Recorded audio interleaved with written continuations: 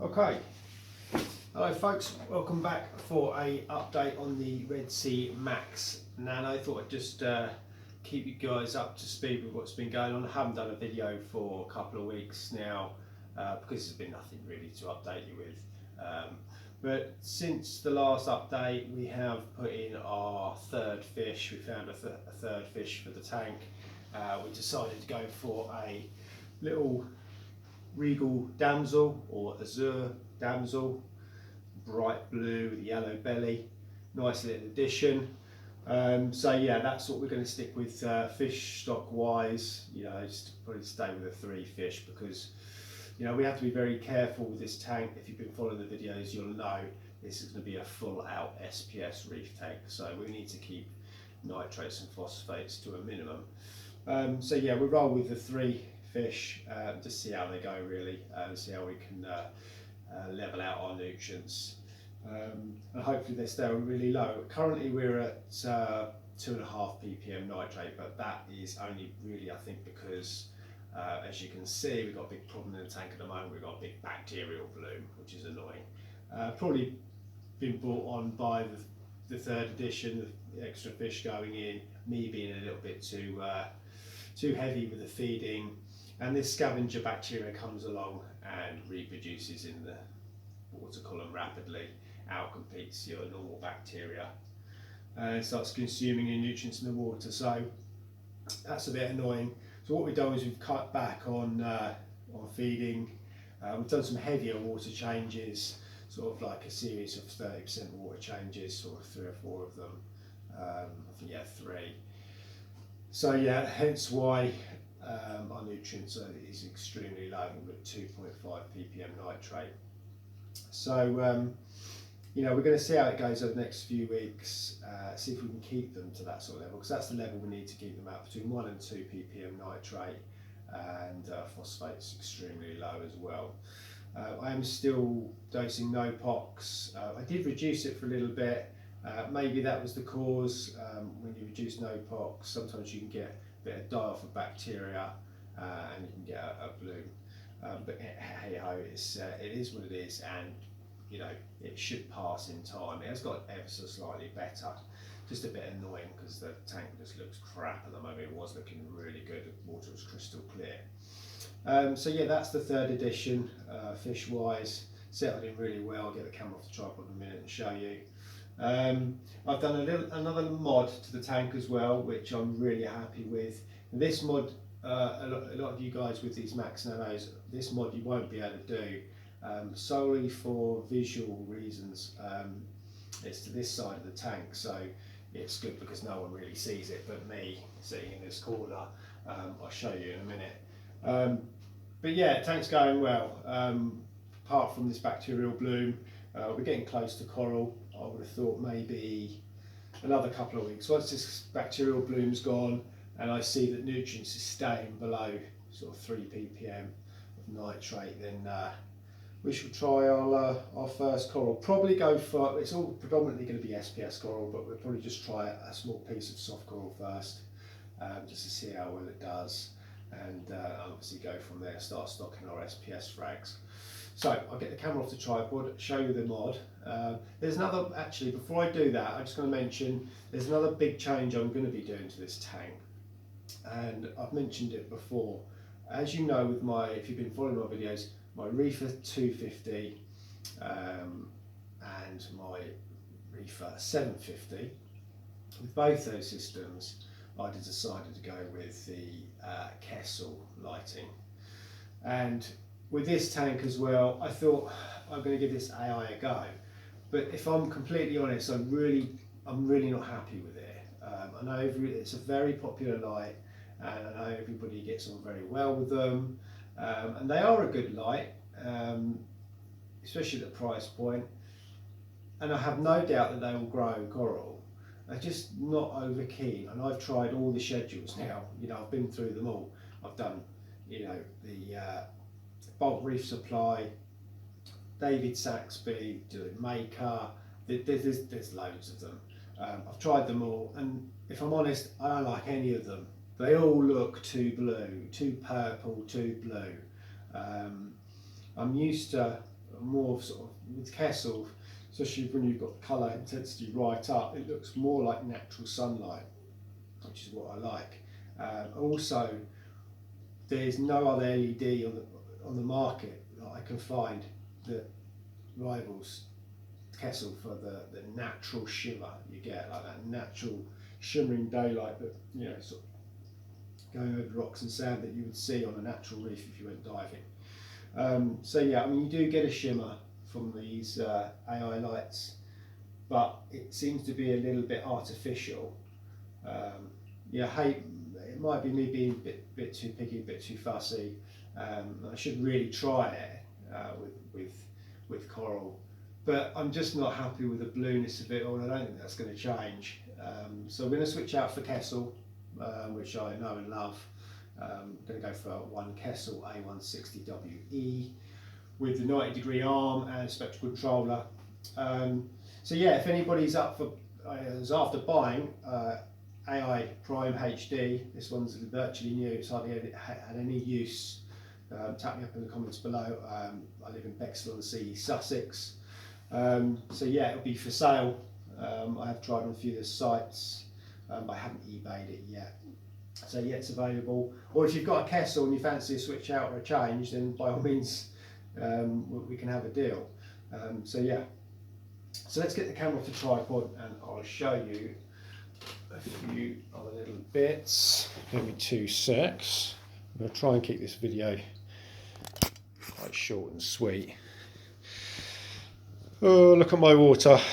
Horrible, cloudy, cloudy, cloudy, as you can see. Horrible. It's not as bad as it was. I think it's slowly clearing. Clouds are doing great, settled in lovely. Grown quite a bit as well. Here's my regal damsel, or azure damsel. There's a few different names for this fish, but out of all the damsels, probably one of the most peaceful. Settled in lovely. He has got this whole rockscape to himself, and he is loving it. He's got nothing to compete with really. It's just the clowns, which they live at the front, so that's their area, and his area is the whole rockscape. He's in and out of everywhere.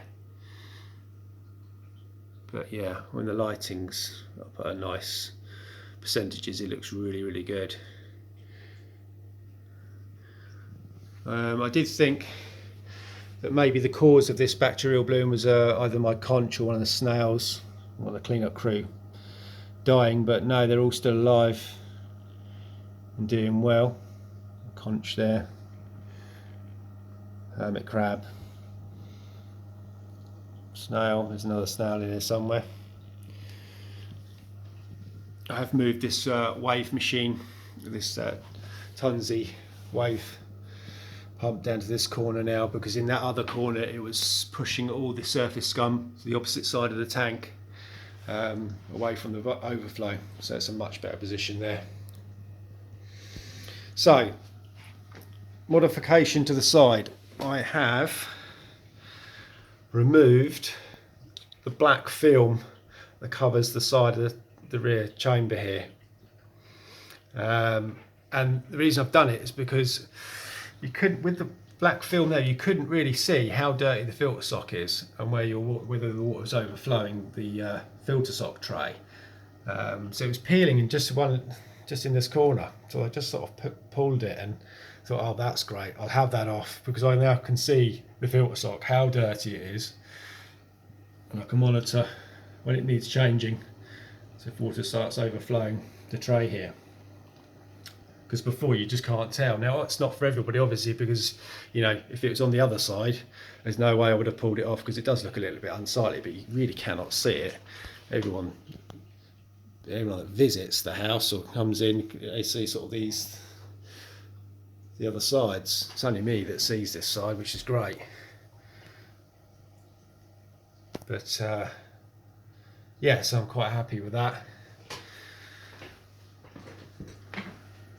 Just dialing in my skimmer now, sort of reducing the height of the water just to get a bit of a thicker foam.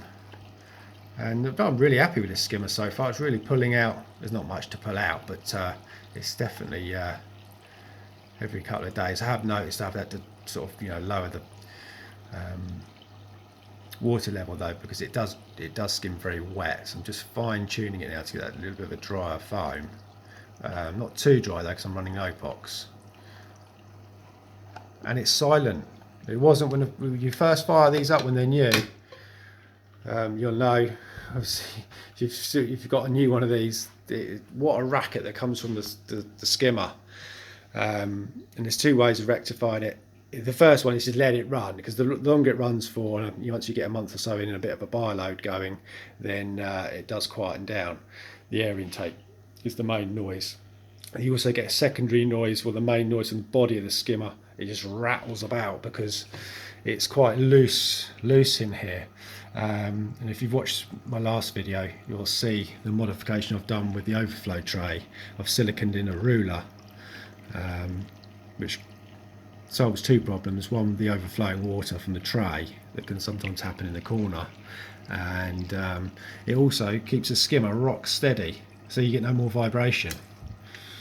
But check out my last video if you want to see a little bit more details on that mod. Yeah, so all going well really. Got a put some Purigen in a bag. First time I've ever used Purigen actually. Purigen in a bag, filter sock bag, spare one. Yeah, everything going good really, apart from the bacterial bloom. So I've got some good plans for videos coming up. I'm going to do a costing video. If you're interested in how much everything costs, I'll say I haven't finished speccing the tank yet. We've got to change our lighting out. We've got to put a dosing system on. But so dosing system, don't really need that yet until we get coral frags in here and our elements start dropping more rapidly. So we've got a while yet for that. Annoying rattle from the snail on the wave pump. But yeah, so hopefully in the next video this water would be all cleared up and nice and crystal clear, so you can see it a bit better.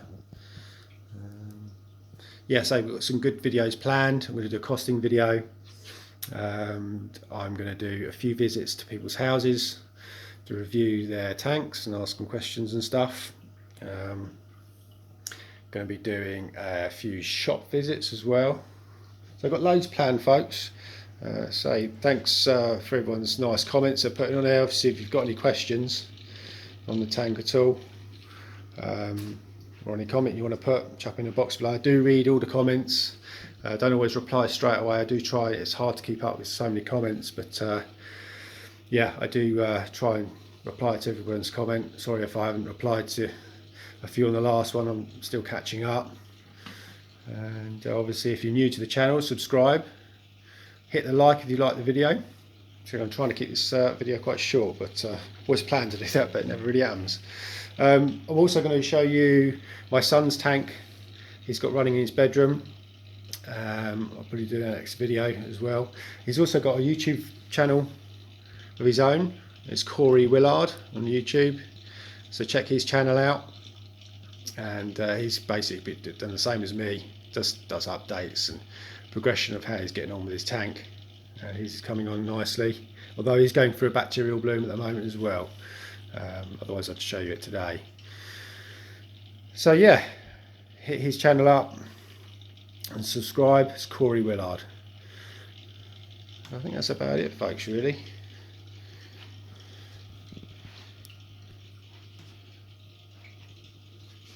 So I'll check in next week and let you know how this cloudy water's going.